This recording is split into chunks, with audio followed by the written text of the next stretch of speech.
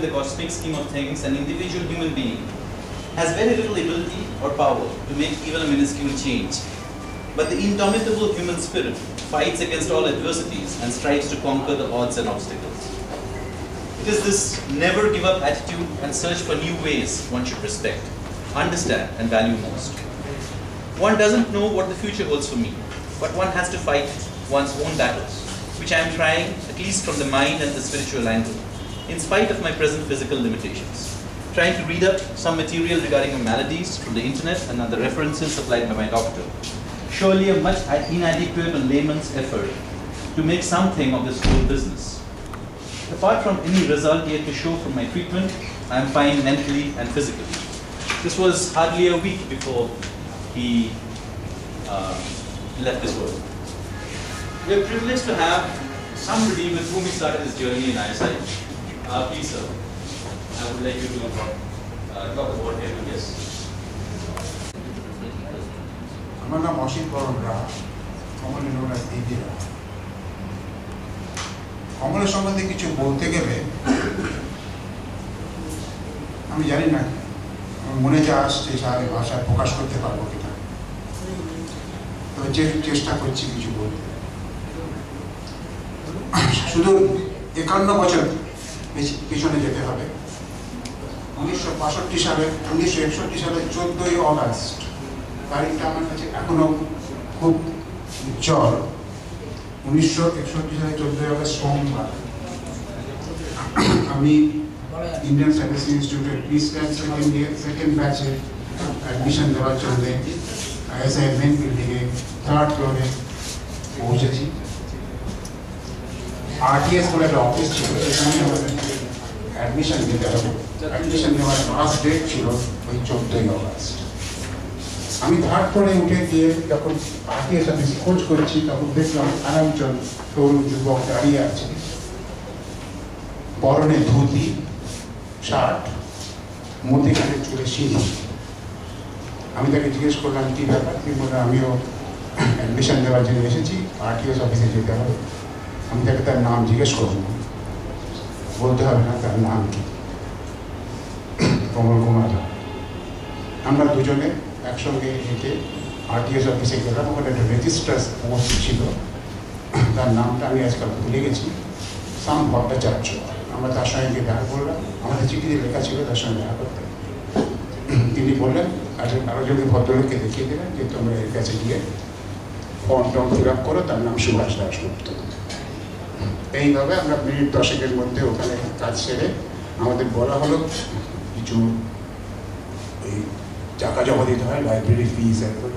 আমরা নিচে গিয়ে তখন ওখানে একটা ক্যাশ অফিস ছিল, সেখানে গিয়ে 15 টাকা না 20 টাকা আমার ঠিক মনে নেই, জমা দিয়ে আমরা আমাদের কাজ শেষ হয়ে গেল। তখন আবার 3rd ফ্লোরে উঠে এসে একটা রুম নাম্বার 3.0 একটা নাম করা ঘর ছিল, সেখানে আমাদের ফার্স্ট ইয়ারের ক্লাস হচ্ছিল। ক্রিকেটায় ঢুকে গেলেন সেই ঘরে। আমি ঠিক প্রিপেয়ার হয়ে আসিনি, আমি ক্লাসরুমে যেতে পারলাম না, আমি বাড়ি ফিরে গেলাম। এইভাবে আমার তার সঙ্গে প্রথম যোগাযোগ হয়। সেই দিন থেকে কমলের সঙ্গে আমার যোগাযোগ। আমরা একসঙ্গে 6 বছর, 5 বছর স্ট্যাট, 4 বছর এমস্ট্যাট 1 বছর পাস করি। তারপর আমরা ওখানে আস্তে আস্তে ফ্যাকাল্টিতে জয়েন করি। ক্রিকেটায় ও ফ্যাকাল্টি হয়ে যান এবং অত্যন্ত নাম করা টিচার। ওরকম টিচার খুব কম হয়েছে। আমাদের নিজেদের যখন আমরা স্ট্যাট পড়তাম তখন আমাদের একজন টিচার ছিলেন, তার নাম ডক্টর ডি বাসু। তিনি আমাদের অসাধারণ টিচার ছিলেন, আরও অনেক ভালো টিচার ছিলেন, বলছি না আমি। বিশেষ করে ডক্টর ডি বাসু আমাকে এবং কমল রায়কে অত্যন্ত রকমভাবে ইনফ্লুয়েন্স করেছিলেন এবং আমি কমল রায়ের মধ্যে পরে ডি বাসুর ছায়া দেখেছি, আমি অন্য কারোর মধ্যে সেটা দেখিনি।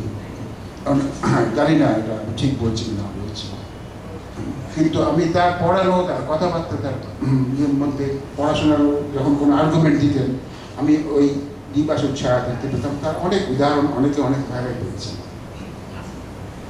কিন্তু আমি এটুকু মনে করি যে ওরকম সরল মানুষ কিন্তু অত্যন্ত প্রাইভেট পার্সন, আমি জানি না বাংলাতে কি বলে, এরকম নিজের সম্বন্ধে তাকে কিছুই প্রায় জানা যেত না। শরীর খারাপ হয়েছে কি ভালো হয়েছে সেটা ভালোভাবে জিজ্ঞেস করলে শ্রাগ করে বলে দেবে কি ঠিক আছে।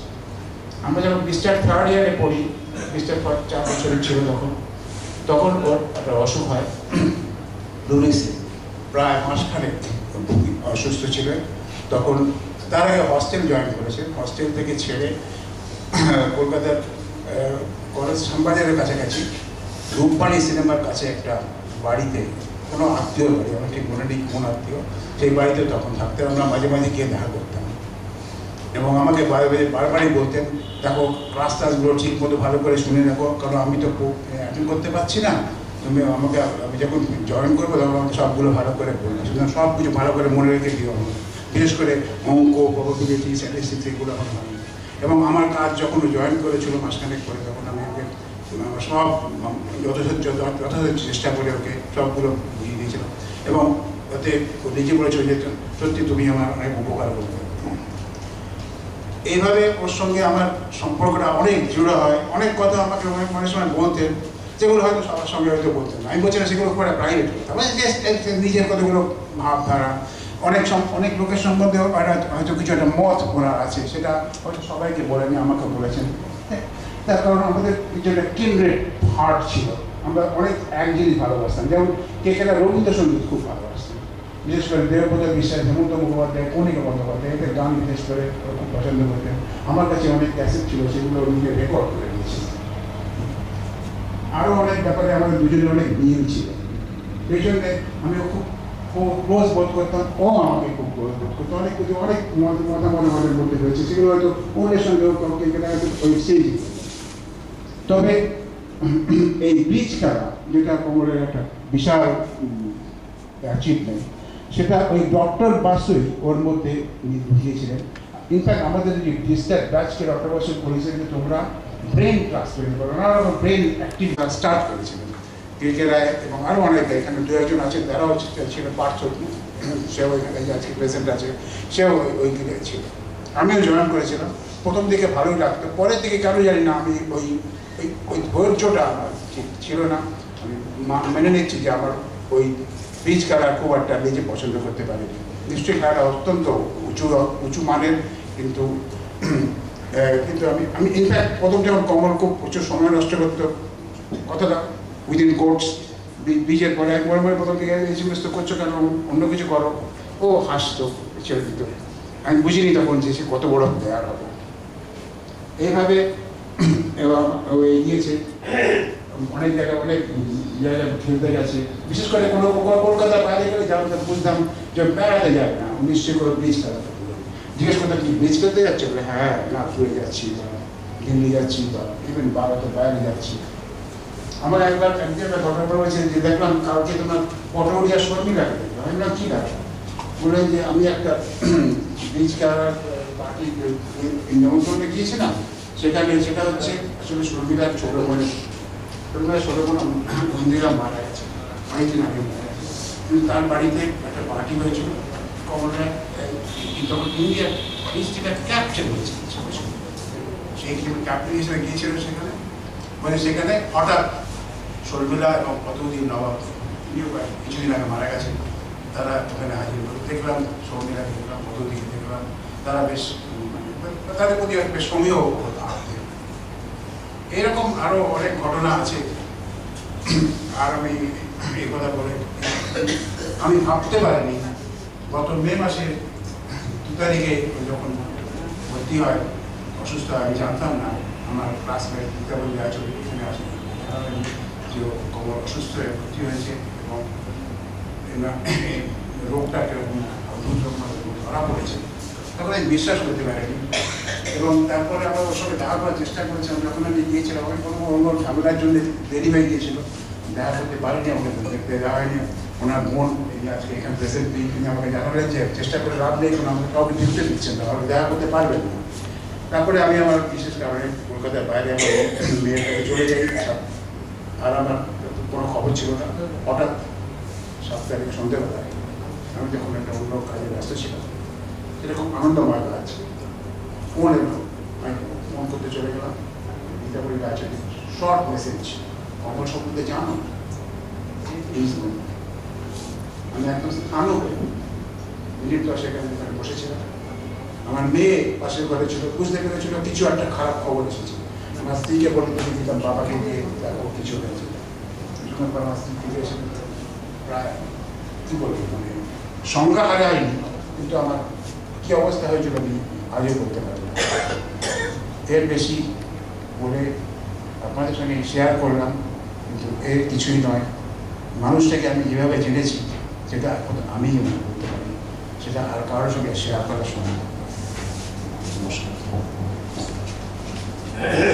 কমলদার কথা বলতে গেলে আমাকে আমার কীভাবে আমি ব্রিজে আজকে যে পজিশনে পৌঁছেছি তার প্রায় সমস্ত ক্রেডিটটাই কমলদাকে দিতে হয়। কারণ আমি তখন প্রায় একেবারেই নগণ্য প্লেয়ার, কিছুই প্রায় খেলা জানি না। কমলদা আমাকে হাত ধরে নিজের পার্টনার করে ন্যাশনাল খেলতে নিয়ে গেছিলেন। 1 বছর নয়, একাধিক বছর আমি কমলদার সঙ্গে ন্যাশনালে খেলেছি। এরপরে ভারতবর্ষে বহু টুর্নামেন্ট আমি কমলদার পার্টনার হয়ে খেলেছি। ন্যাশনালে প্রথম বছরে আমরা কোয়ার্টার ফাইনালে উঠেছিলাম, সেটাই আমার কাছে আমার তখনকার মতো সবচেয়ে সেরা অ্যাচিভমেন্ট ছিল। কমলদাকে লোক হিসেবে কমলদা যে কত বড় মাপের ছিলেন সেটা আপনারা সবাই প্রায় হয়তো জানেন। খালি আমি এইটুকু বলতে চাই যে কমলদাকে যত রাজবাড়ি মনে হতো, কিন্তু কমলদার ভেতরটা ছিল ভীষণ নরম। মানে উনি আমার সমস্ত ব্যক্তিগত খুঁটিনাটি খবর পর্যন্ত উনি নিতেন। আমি একটু ডায়াবেটিক পেশেন্ট, উনি সে ব্যাপারে ভীষণ রকম কনসার্ন ছিলেন। আমি খেলায় প্রচুর ভুল ত্রুটি করতাম, কমলদা শুনেছি অনেকবার রেগে টেগে যেতেন, কিন্তু আমাকে আজ অব্দি উনি কখনো বকাবকি করেননি। আমরা কমলদার থেকে আমাদের ক্লাবে লাস্টের দিকে কমলদার সঙ্গে আমার একটা অন্য কাজেও, এখানে কল্যাণ নন্দী সাহেব আছেন, যে আমাদের যে ব্রিজ একাডেমি বলে আমরা সিবিসিতে একটা ব্রিজ একাডেমি চালু করি আমাদের ক্লাবে। তো কমলদা আমাদের প্রিন্সিপাল ছিলেন। মানে আমরা বিভিন্ন স্কুলের ছেলে মেয়েদের ব্রিজ খেলা শেখাতাম এবং বিভিন্ন রকম সোশ্যাল ক্লাবেও, যেমন লাস্টলি কমলদা আর কি আমাদের সিসিএফসি ক্লাবে উনি যেতেন, আমাদের কল্যাণদা ওনার সঙ্গে থাকতেন। আমি ওর সঙ্গে প্রথম দিকে 1-2 বার গেছি ওনার সঙ্গে। তো কমলদা ব্রিজ খেলা শেখাতেন, মানে কমলদা কিন্তু এরকম একটা ইয়ে ছিল যে আজকে নতুন ব্রিজ খেলা কিভাবে হাতে ধরে শেখাতে হবে থেকে ব্রিজের যে টপমোস্ট যে আইডিয়া, উনি যেরকম তার ছাত্র পেতেন উনি তাকে ঠিক সেরকমভাবেই শেখাতে পারতেন অ্যাট এনি লেভেল। কমলদা সেই ইয়েটা ছিল। আর কমলদা ব্রিজ ছাড়া বাকি দিকটা তো আপনারা সবাই জানেন আর কি, যে কমলদা কত কৃতি ছাত্র ছিলেন। আমি কমলদার আরেকটা দিক দেখেছি, কমলদার মায়ের প্রতি খুব অনুরক্ত ছিলেন।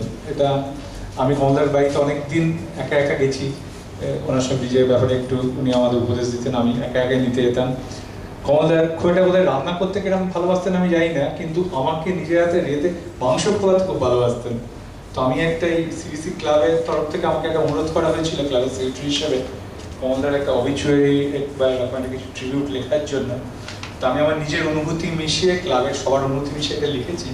তো আপনি যদি অনুমতি দেন একটু পড়ে শোনাচ্ছি। On behalf of Calcutta Bridge Club, our tribute to Mr. Kamal Ray. Mr. Kamal, আমি জানতাম কমল কুমার রায়, কিন্তু আমরা কমলদাকে কমল রায় বলেই পরিচিত ব্রিজ ফিল্ডে, যার জন্য আমি এই কুমারটা আমি ইচ্ছা করেই লিখিনি। আমি খুব ভালো করে জানতাম যে কমলদা কমল কুমার রায় আর কি। Mr. Kamal Kumar Rai, one of the most remarkable and influential personalities in the history of Indian contact bridge, has left for heavenly abode on 7 June 2012 in a twinkle of eyes, even in less than a month after detection of his sufferings from blood cancer. আমি এরকমই জানতাম কমলদার blood cancer হয়েছে। We the members of the Calcutta Bridge Club and his fans are deeply moved that in spite of his remarkable optimism, resolution, intelligence and courage, his life was not renewed for. When we visited him at nursing home, we have seen that he never surrendered to this fearsome enemy and even found him in action at BBO until the end. এখানে বলি কমলদা আমায় বলেছিলেন যে দেখো আমার বোধহয় প্লেটলেটগুলো উঠে গেলে আমি 5-6 বছর অ্যাটলিস্ট নিশ্চয়ই বাঁচবো। আমরা সবাই মনে আছে আমরা যেদিন গেছিলাম কমলদা আমাকে এই কথাই বলেছিল। তো আমাদের খবরটা বিশ্বাস করতে এতই কষ্ট হয়েছে।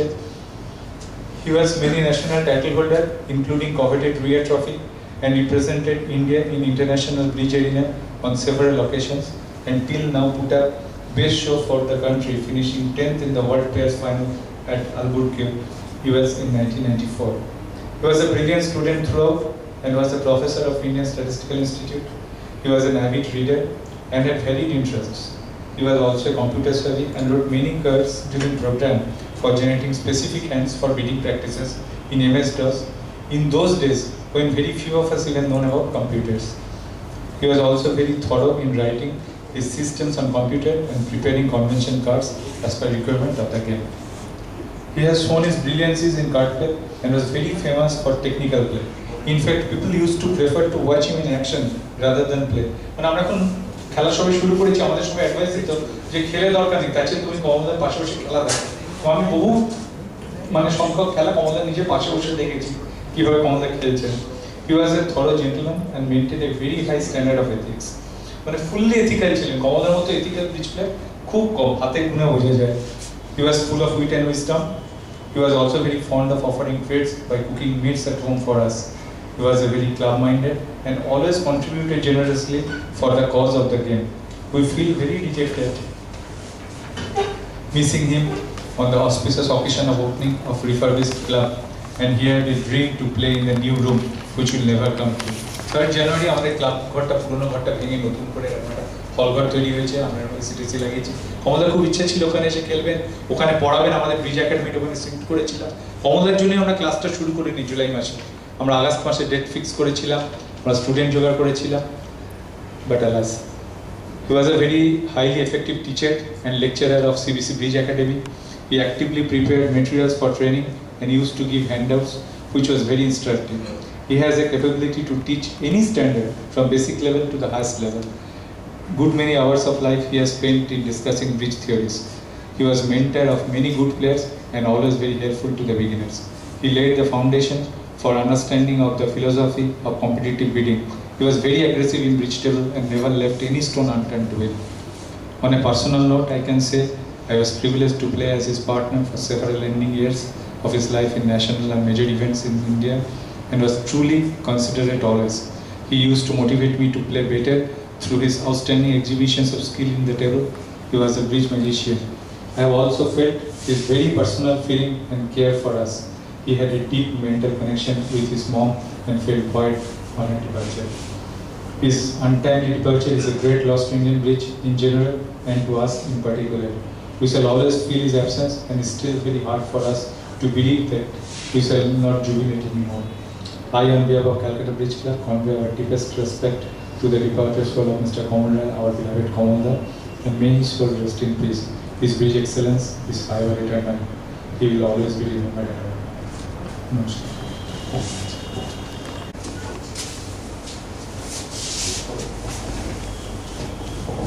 আমার নাম হলো রবিনা।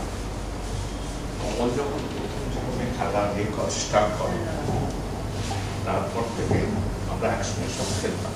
তার মধ্যে একজন নয়ন আচার্য, দিলীপ ঘোষ, দুর্যোগী ব্যানার্জি, নবেন্দু মুস্তাফি, অলোক নাম, আমরা খেলতাম তখন মৈত্র বাড়িতে।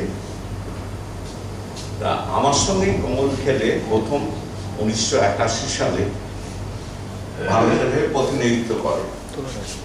আমরা ফাইনালে মানে খুব দুর্ভাগ্যবশত ফাইনালে আমরা পাকিস্তানের কাছে হেরে যাই।